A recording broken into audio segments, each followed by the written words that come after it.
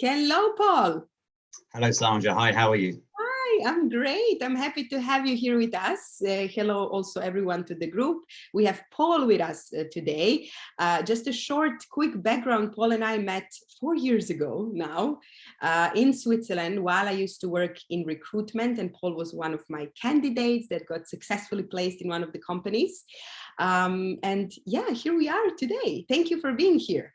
Very good to be here. Good to see you again. Yes, no, you're absolutely right. It was about 4 years ago, and I think you contacted me. You had a position which was in exactly the right industry, the right sort of area for me, and we spoke to me about the position, and it took us, like, I think maybe 5 or 6 months to get there.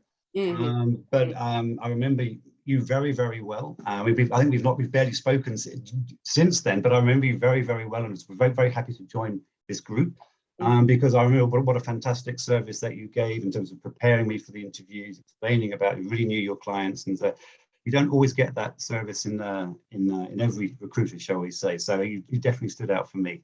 Oh, that's amazing. Thank you so much. Thank you so much. So also in terms of if you would like to, just the members of the group, if you would like to connect with Paul, I'm going to put your link to your profile on LinkedIn.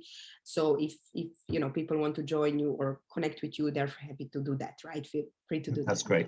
Okay. So Paul, maybe a short background on you. Who is Paul? Tell us a bit more about yourself. Right. Okay. So as you say, Paul, I'm originally from the UK, from just outside of London. I'm a father of two, married since long time, 20-something years, 20 plus years.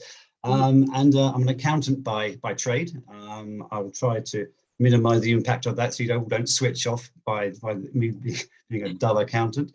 Actually, it's kind of funny how I sort of fell into that in a way. I as a late teenager, I was leaving school and had no interest in accounting, really. I was far too disorganized. I had no real attention to detail, and I didn't really have any ideas, although what I wanted to do. But my father was an accountant, and he said, "Paul, you've got to decide what you want to be." I thought, I'm going to put it off. But eventually, I couldn't think of any reasons why not to try doing something. You've got to do something, right? So anyway, I did some accounting qualifications, started down that route, and so a bit by accident and a bit reluctantly, 25 years later, here I am still doing accounting and accounting type things. There. So yeah, that's what I do for a living. Not presently working, but looking to get back into that. I suppose, what else can I tell you? I live in Switzerland now. I moved here in 2005 with work, and I love it. And this is obviously where, Sandra, you and I met. We met in Switzerland, and it's a wonderful place. Great to have to bring up kids here, have a family here. Also, it's great place to work, to live and work, and yeah, so that's really what I'm doing in my spare time. I do very Swiss things like going hiking and winter skiing very badly, and I also volunteer as a fireman here in Zug. I'm in the Zug area, so and that's what keeps me out of mischief at the moment. Oh wow! So keeping very busy even though you're not working at the moment. Right. That's like. Do you miss the UK?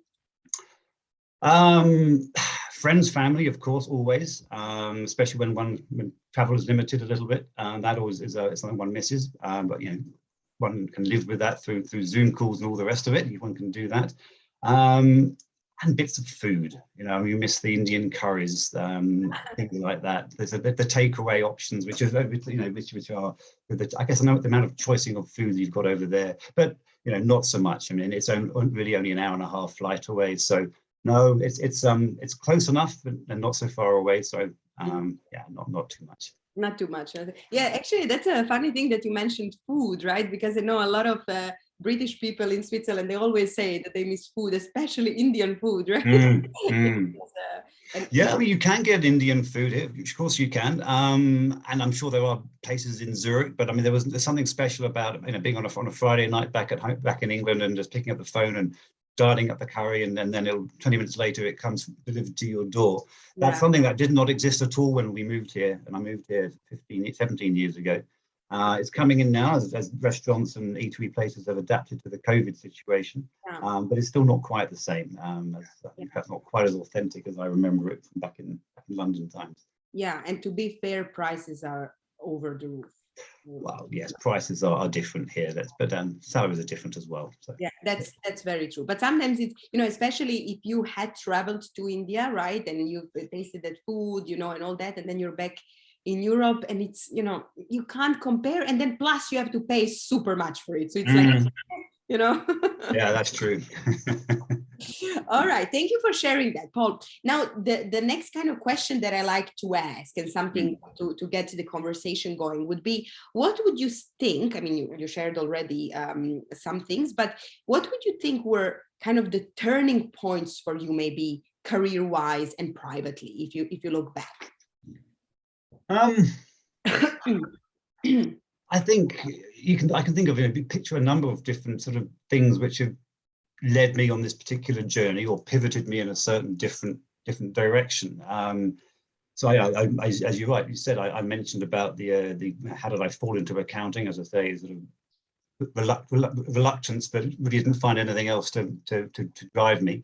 Another thing that I think, perhaps another thing which happened fairly early on was, I mean, I was a fairly introverted kid, quite quiet, quite shy.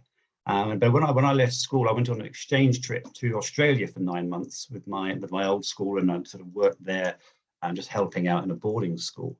And I realised that to get noticed in Australia, or to survive in Australia, one needs to sort of buck your ideas up a little bit, become a little bit more out there, to deal with the Australian sense of humour, shall we say.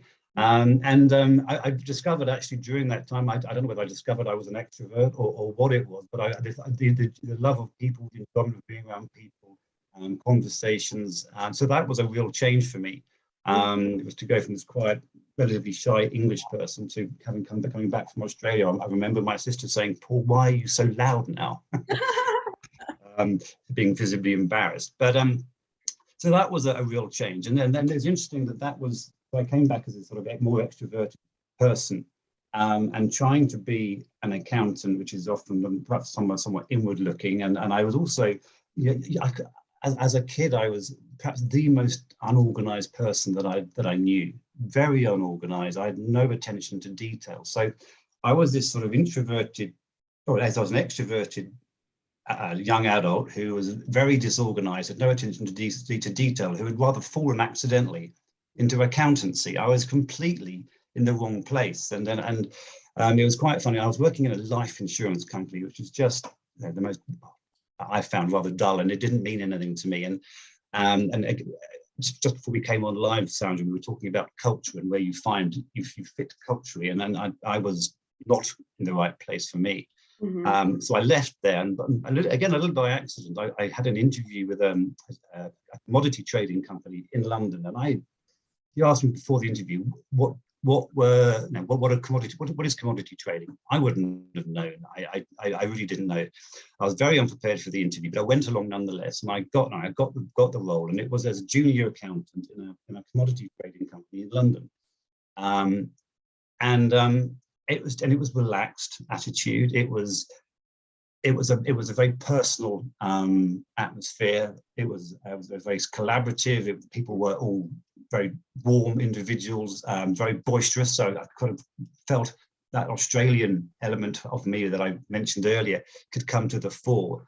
And I just relaxed, and I became more myself in this situation. And I stayed in that company in 3-4 different office locations for 19 years. And it was that company that brought me here to Switzerland. So that was unquestionably a turning point for me, just falling into this position. But running with it, once I realized, okay, Paul, you're falling on your feet here, got a bit lucky, you've fallen on your feet, got the right job in the right company, you can progress, work hard, and it was very hard work. But progressed from position to position, and then I was able to open a company here with a handful of others in Switzerland in 2005, and that was very, very cool. We had this. I remember sitting in this office, and we there was 7 of us who opened the office. I was really the only accounting person there. We had a couple of traders, we had an IT person and an office manager, etc. And I remember sitting in this huge office, well, huge, it held 65 people or 70 people. And I was sitting there thinking, well, they've got big plans for this place. Are they going to they're going to need more than one accountant. So either I could become the top accountant, but I'm in pole position here. What do I want to be? And I thought, no, actually, I want to be the person who's in charge of the entire accounting of this organization. And I'm bringing people below me. And so it was that clarity. I thought, okay, I'm keep making sure that by seeing all these empty desks ahead of me, that I'm going to be the person who they come to that they want to run the accounting for this company. And that's in the end what happened. As I say, worked very hard, had clarity on with my boss about what was needed, and could make sure I delivered on what I thought they needed to become that sort of head of accounting and controlling, which is what I did, and it was great. Loved it. Yeah, amazing, really. The how, and I mean, by listening to what you're saying, you can see how everything is, of course, so interconnected. We are not just work, or we are not just not work, but it's all interconnected. How switching or growing from being an introvert to being more extrovert brought you to the commodity industry, and then the rest is history, right? Just in terms of, if we can, I'm curious about this introvert to extrovert, because I know that also in the group, there are a lot of people who consider themselves introverts, and, maybe look for some ways on how to become a bit more extrovert, or how to become in general more extrovert. So I'm curious to hear, what was the switch, if you can remember? How did it really, happen that, what was this click, so to say? Gosh, I mean, there's probably a number of things, but if I had to pin it on one particular thing, I remember that an evening, it was, so I was working for 6 or 7 months in a school, as I mentioned, sort of doing just coaching sport and just being around as to helping out in the boarding school. And so I did that and left that, and then I spent 6 to 8 weeks traveling around the rest of the country, which was very typical for people back then, and probably still is now. And I was driving on this, and I booked this tour going down the east coast of the country, starting off in Cairns and going down to Sydney, taking, I don't know, 2.5 weeks to do so on a big bus and staying in different places. And there was a tour of about 25 people, all sort of my age, sort of 19 to 28 or something like that, or maybe 30, bit older than that. And it was the first night that we were there, and I thought, we're doing this trip, and there was, needless to say, no Australians on it, because it was mostly for international people who are traveling around the country. So it was all very, very international, and I really enjoyed that. And on the first night we were there, we were staying in a place near Cairns, so just near the just outside of the rainforest it would have been. And it was the first night, and obviously we had a dinner, and there was some drinks flowing, and there was 2 tables of this tour, and it was some sort of, I somehow became a competition between which of the 2 tables was having more fun. And it was this Dutch guy on the one table who was clearly very funny and was making a lot of people laugh and telling stories. And it turned out, and I don't know how, it seemed to become me on this other table. And we were sort of kind of outdoing each other, and who was having more fun on that. And in the end, that table came and joined our table, and we just had a great old night, and all the rest of it. And I remember in the morning thinking, well, where on earth did that come from? This was not something I was very familiar with, and it was very much some kind of performance thing. I'm not a performer. I don't do on stages and things. It's bad karaoke, but it was something. I think it was something latently within me. Thought there was something that I could offer, something in terms of humor or something, which I'd never done before. But I do remember thinking back to that moment. Well, gosh, when I woke up the following day, where did that come from? Wasn't that a lot of fun? So I just took a chance, I guess. Saw what happened. Sort of, the downside was it was low. I wouldn't, after these 2 weeks or 3 weeks, I wasn't going to see these people again. So what? It wasn't going to matter. So if it all went wrong and nobody thought it was funny, or no one liked me very much, then so what? But actually, It was a lot of fun, and we had an absolute blast on that trip. Mm. Yeah. Yeah. So it sounds like you didn't even think about it too much. It just went naturally out, right? Because oftentimes when we find ourselves to be thinking and overthinking and overthinking and overthinking, then we have enough time to start coming up with different excuses, reasons why not, right? And this was just Right.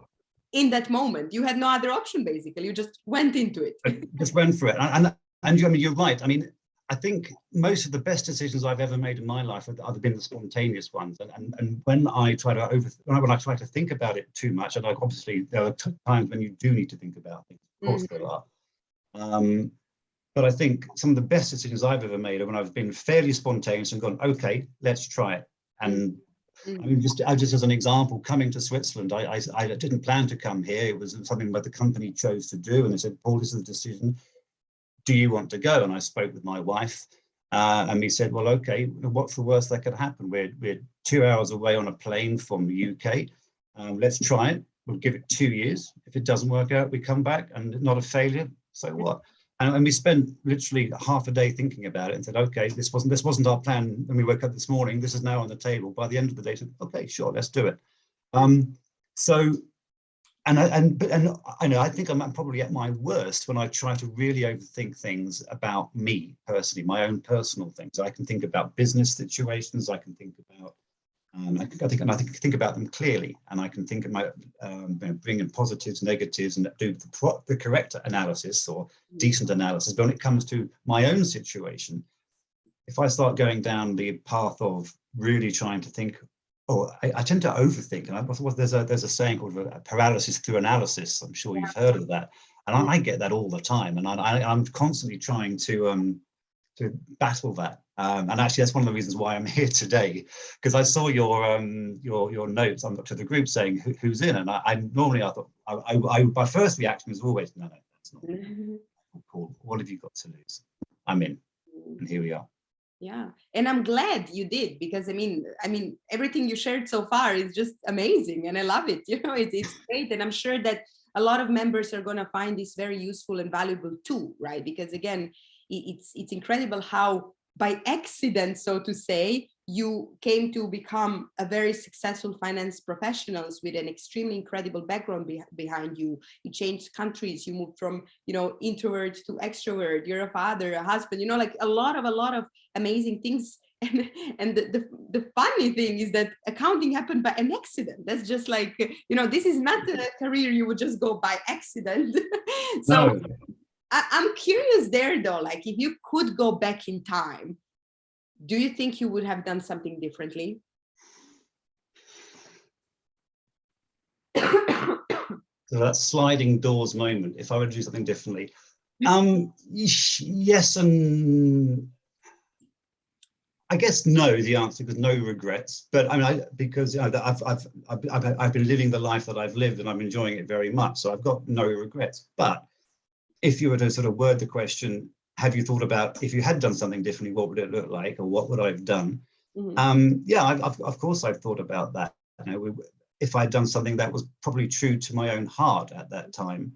But as I said, I didn't have anything particularly that I thought was going to pay a living, pay for a living. I know what my hobbies. I was going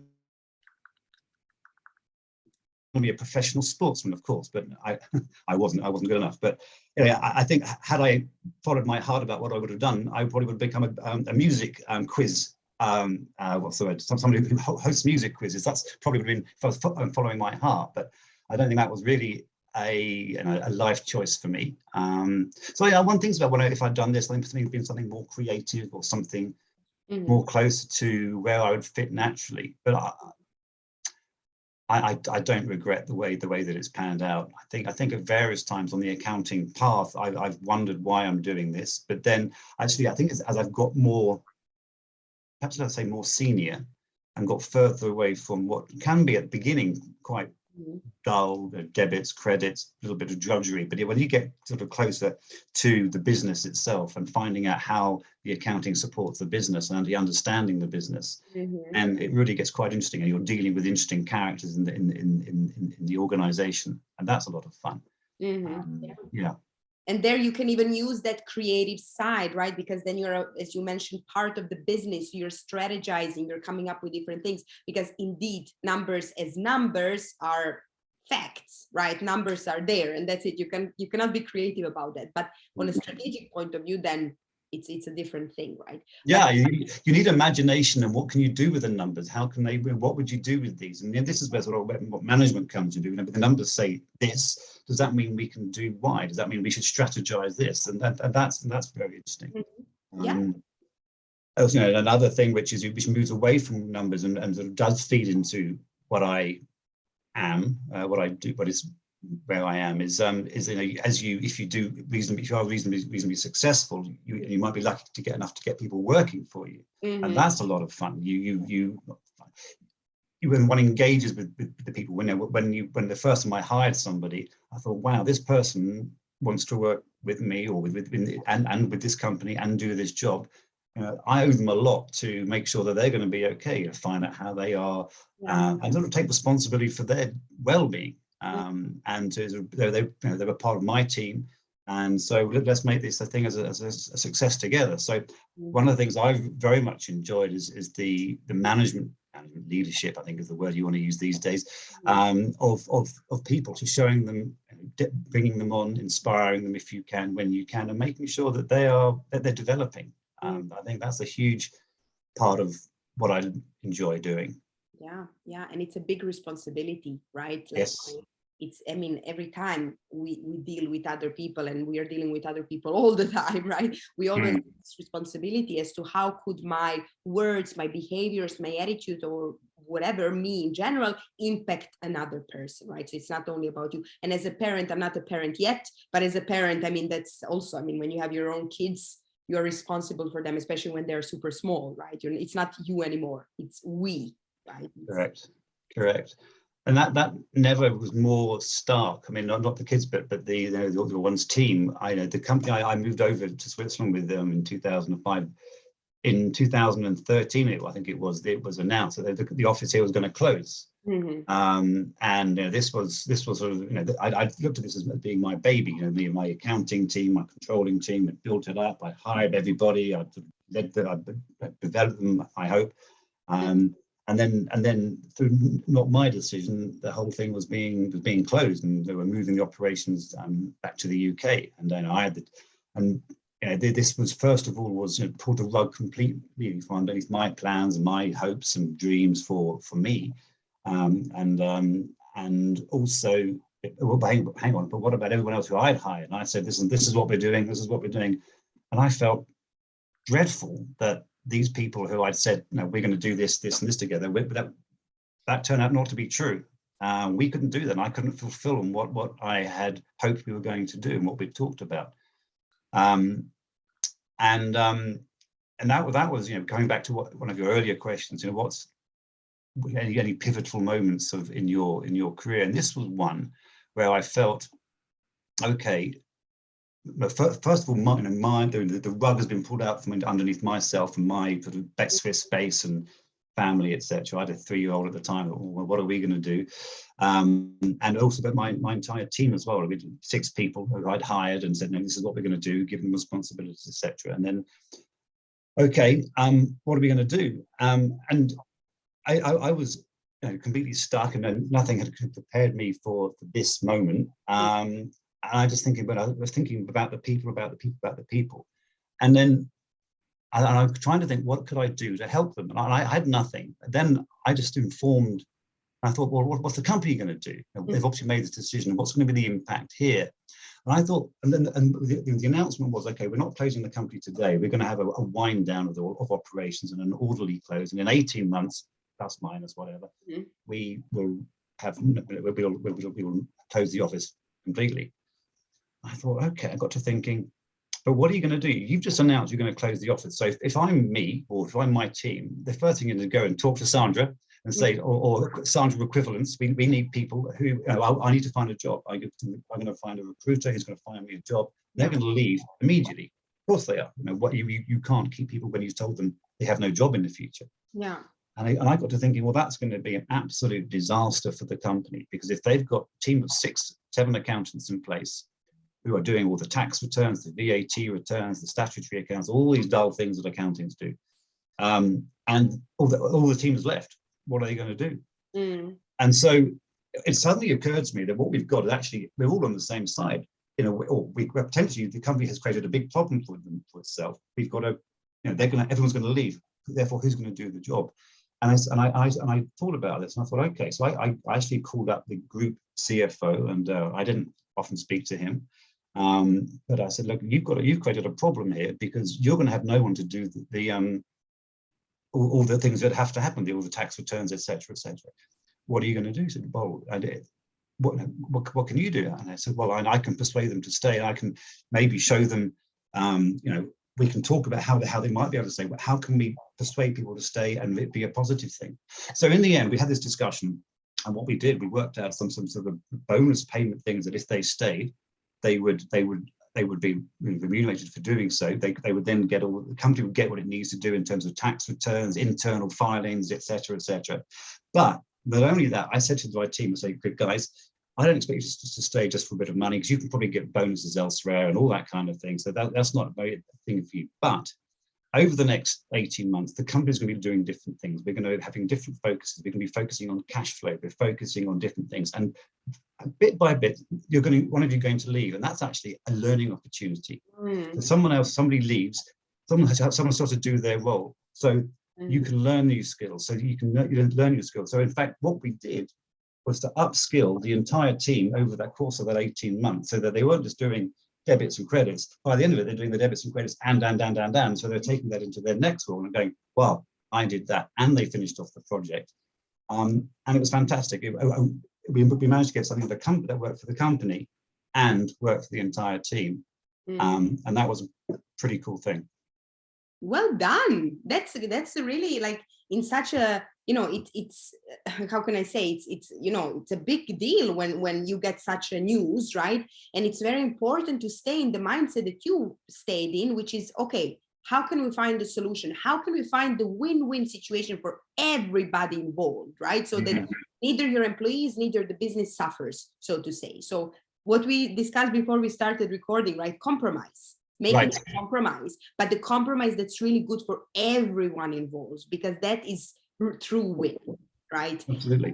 So really well done for flipping the perspective and from getting out of that, you know, everyone is winners. Because at one point, everyone was going to be a loser. At one point, it was just constantly coming back to how can we change it? How can we change this? And you can't always get to win-win. It's not always possible. But by seeing things from different perspectives, you can, you know, often people in an organization, different functions do need the same thing, and it's very important. And it comes with experience, right? When you're 25, you don't have the experience about how everything sits. But as you get a bit older, you can go, okay, I can see it from this point of view. I can see that this team over there, you need to have that. And sometimes if you can take a step back and go, all right, actually, we can all look at this in different ways. But actually, there's one way or two ways we can do this. But you know, that when you get many more wins.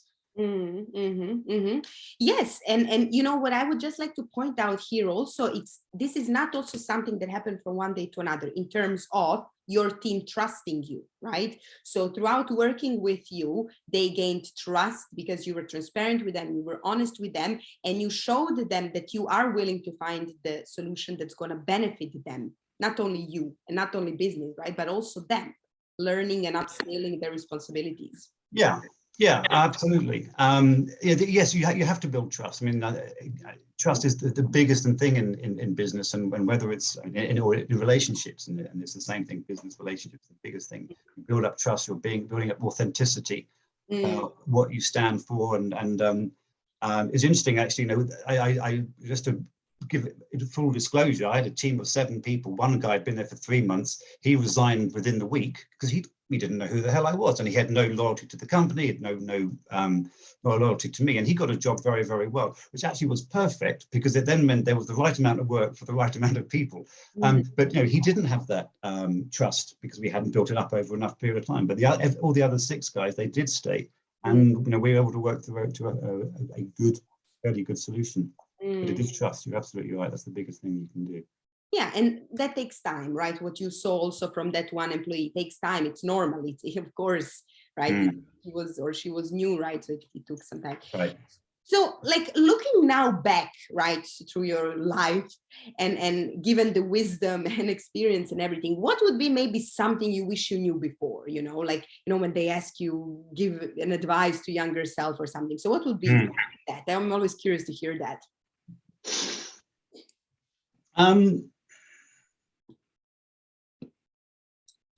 I think probably two things. One, I've touched it on it already. Don't be afraid to take a chance. If you're weighing up a decision, you can overthink it, but don't be afraid to take a chance. I think it's important to understand what the downside is.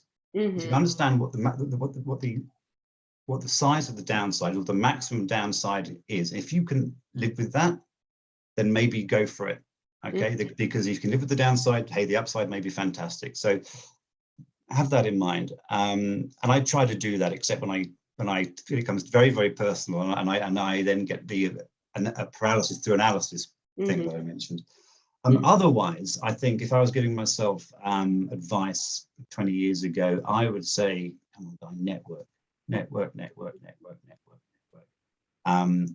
I was very lucky to spend 19 years in the same company and loved it all very, very much. And then when this company ended in 2015, I knew the people in the company. That was it. I'd met, because I was on the accounting side, I wasn't facing the clients or that sort of thing. So I didn't go to trade fairs. I didn't do any of those things. I could have done, but I was kind of lazy. I didn't feel the need for it because I had a job for life. I felt I was very comfortable with what I was doing. And I didn't know anybody outside of my company. And LinkedIn existed then, but I wasn't active on it. And I've spent the last 7 years since 2015 building up this sort of network and people like yourself, like this group, etc. Because I don't have all the solutions, I don't have all the answers, and maybe you don't either. But you may know someone who might be able to help me. And this is one of the things, reasons for being here, is that maybe maybe you don't have the solution, but maybe I have the solution for one of the people in the group. Yeah. So it's this whole idea of networking, and by network, it's by which I mean is connecting with people and just saying what you're offering, saying what you're good at, what you can do, and what you need help with, and just that sort of exchange of bartering of ideas, of connections, of try meeting him. This person could help you. Have a chat with that person. They're very interested in that space. So yeah. My advice to myself 20 years ago would be talk to people, don't be frightened about it. Go and just be yourself and talk. Yeah. And get connected. Yeah. That's I mean, both of these advices are precious, right? And when it comes to just in terms of networking, there is a lot of belief nowadays that if you're independent, you're strong, right? Great, independence is important, but until a certain kind of level, right? Because what I heard you mentioning is, well, you can't know everything. You don't need to know everything. And we can just go as far alone. But then, right, and what I also see a lot is a lot of people don't ask for support or don't ask for help because of their ego, right? Because they think they will be perceived in this way or another, right? If they were to ask and open themselves up. But we need to open ourselves up to grow and become even better together, right? Absolutely agree. You go further you go further together, right? That's what they say, and it's absolutely true. One of the first things I said in this conversation is I'm from Britain, I'm from the UK. We're not very good at being out there. We're quite reserved often by nature, especially when surrounded by lots of exotic nations around the world, in the business world that we are sometimes. And certainly one of the things I've had to overcome is you don't push yourself forward, asking for help. That doesn't necessarily come easily to UK people, I think. Actually, some for sure it does. You have to overcome these things because I think people are much more. I mean, through groups like this, through LinkedIn, I think there's an increasing culture of asking for help, or I only know this much, and it's okay to ask for help. That's quite okay. Yeah, I think that's relatively new, certainly to me. Yeah. And also, and on top of that, right, this kind of conversations, right, like meeting each other, like face to video, right? Yeah. But rather than just chatting and just typing, because I find that a lot of people, again, are maybe hiding behind their screens, right? It's easier for them to type, but easier, again, doesn't mean good, doesn't necessarily always mean good, doesn't mean better, doesn't mean more valuable, right? Because this is where you can really, you know, feel the person, like feel the energy of the people, and talk more even, right? Talk Absolutely, more. absolutely. Then, because in this kind of conversation, you can go in different directions and often different tangents. You don't know where, but if you're just typing, you're sticking pretty much to not a script, but you know what you want to say, and you leave it at that, and you wait for the answer to come back. Yes. And it's kind of linear, whereas this can go in all sorts of, it has been going in all sorts of different directions. And, yeah, I mean, I agree with you. And I'm also one of those people who probably types more than I should, and should be picking up the phone more. I think that's a little bit human nature. But no, this is unquestionably a good medium to do it. Yeah, and I'm glad you said yes without thinking too much to this, because this is great. And just in terms of writing, you know, what I also found, just quickly, is that when you, for example, send me a message, I read the message like I read the message, right? I don't know how you would have said it. So oftentimes there is also kind of misunderstanding in reading messages, because you read it in a, like when you put, I don't know, for example, an exclamation mark, I would be like, why are you shouting at me?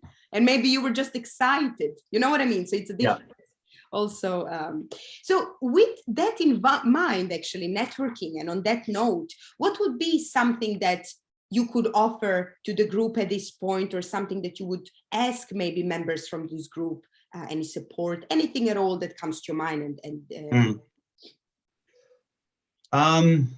Well, I mean, we talk about networking, so absolutely, if any members of the group, obviously you can look at my connections through LinkedIn. I've probably got, I don't know, 700 to 750 connections. I'd be happy to make an introduction to somebody if they can help you in a particular business, in a particular, just ask for some advice, or ask me for advice. That's I'd be very happy to do that.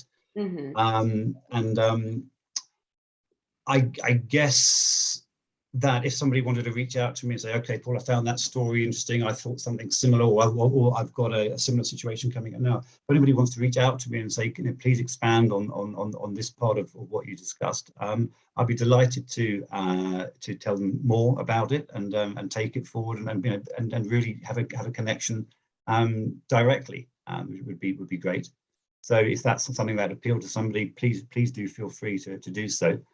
And in terms of if I was to ask for anything, well, yeah, I mean, I'm interviewing at the moment. I'm looking for positions. I'm not asking for who's got an accounting job. That's not quite what it is. But if you've seen this and you've got comments on feedback on how I come across, or interesting things about the story, or things that I could improve upon, then I would love to hear it. I often get told I speak too fast. That's probably the case again. But I'm happy to hear any feedback, and I would be very appreciative of it, because that would help me in any discussions that I have with them in the whole interviewing process. So that would be what I would ask for. Nice, amazing. All right, so you heard the group, you heard. Thank you so much for today, Paul. It was such a lovely discussion, and I'm happy that we reconnected after so many years. It's been great. Keep more regular from now on, definitely. Absolutely, we shall do that. Thank you, Sandra. I've really enjoyed it. Thank you, and speak soon. Bye-bye. Yeah, ciao. Bye-bye. Bye.